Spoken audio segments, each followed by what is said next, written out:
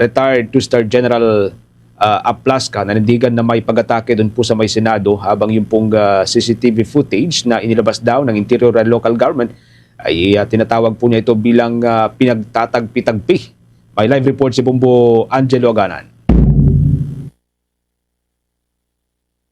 Yes, Bombo Genesis, Bombo Ever. Nanindigan nga itong si Suspended Sergeant at Arms Mau Aplasca na may pag-atake sa Senado sa nangyaring putukan o insidente ng putukan sa ikalawang palapag ng gusali noong gabi ng Miyerkules, Mayo 13.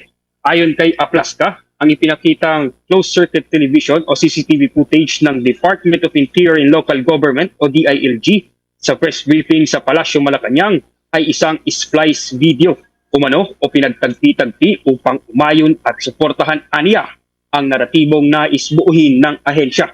Dagdag pa niya, inihahanda na rin nila ang di umano'y kumpletong CCTV footage para patunayan na hindi totoo ang mga aligasyon laban sa kanila.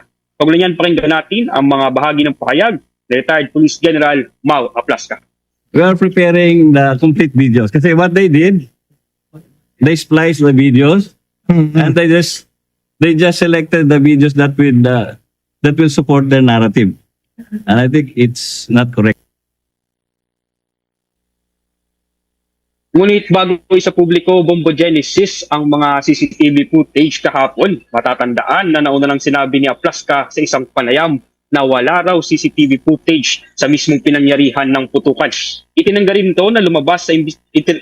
ito ang lumabas sa investigasyon ng DILG na 3 putok ng baril ang kanyang pinakawalan bilang warning shot.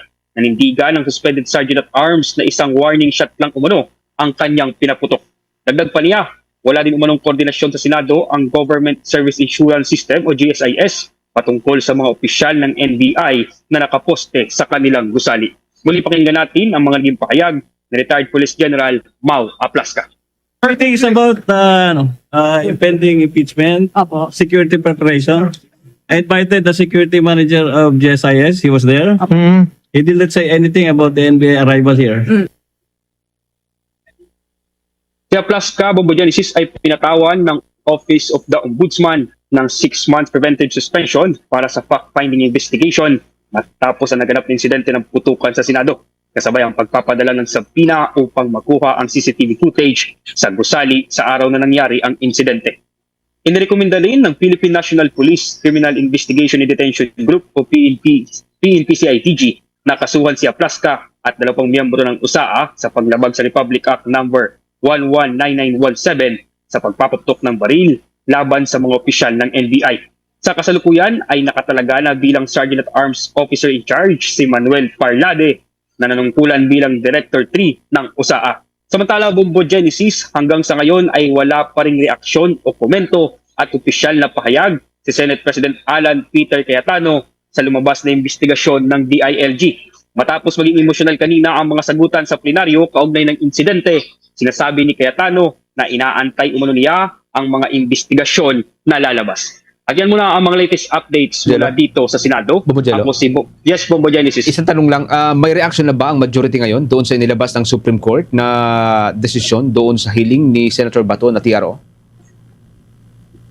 Yes, Bombo Genesis, kanina nga ay nakapanayam natin itong si Senator Robin Padilla na sinasabi nga, nakita na nga sa CCTV na kasama ni Senator Ronald Bato de la Rosa na lumabas dito sa Senado. Ang sabi niya, may clean pahayag lang, Bombo Genesis, so sabi niya ay nakakalungkot daw itong naging desisyon ng Supreme Court kaugnay nga dito sa TRO ni Senator Ronald Bato de la Rosa, Bombo Genesis. Okay, maraming salamat, Bombo Jello. At yan muna ang mga latest updates mula dito sa Senado. Ako si Bombo Angelo Aganan, and this is Bombo Radio Philippines, the #1 and most trusted source of news and information. Basta radyo, Bombo. For the most trusted source of news and information, visit our website at www.bomboradio.com. Follow us on Bombo Radio mobile app, Facebook, YouTube, TikTok, and X, formerly Twitter. Like, share, and stay connected. Anytime, anywhere.